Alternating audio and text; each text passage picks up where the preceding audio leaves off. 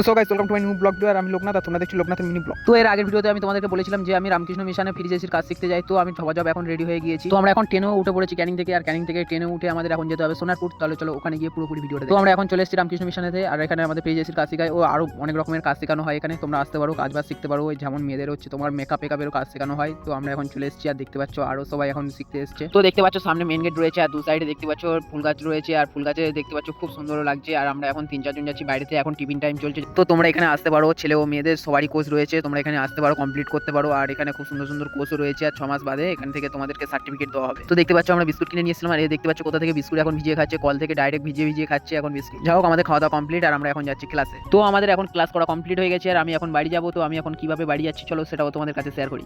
তো আমরা এখন সোনারপুরে চলে এসেছি, আর সোনারপুর থেকে আমাদের 4 নম্বর প্ল্যাটফর্মে যেতে হবে। তার জন্য আমাদের ওপারে যেতে হবে। তো আমরা ওপারে যাই। তো 4 নম্বর প্ল্যাটফর্মে এখন ট্রেন চলেও এসেছে, আর আমরা 4 নম্বর প্ল্যাটফর্ম থেকে এখন ট্রেনেও উঠে পড়েছি। আর ট্রেনে উঠে দেখতে পাচ্ছি এখন প্রচুর হারে বৃষ্টি হচ্ছে, আর দেখতে পাচ্ছ বেদবেরিয়াতে এখনো সেই দোকানগুলো তোলেনি। তো যার জন্য দেখতে পাচ্ছ লোকের কতটা সমস্যা হচ্ছে এখন যাওয়ার জন্য। তো আমরা এখন চলে এসেছি ক্যানিং এ, আর ক্যানিং থেকে আমাকে এখন বাস ধরতে হবে, বাস ধরে যেতে হবে বাড়িতে। তো আমি এখন বাড়ি যাই। তোমরা চ্যানেলটাকে সাবস্ক্রাইব করে লাইক করতে ভুলবে না।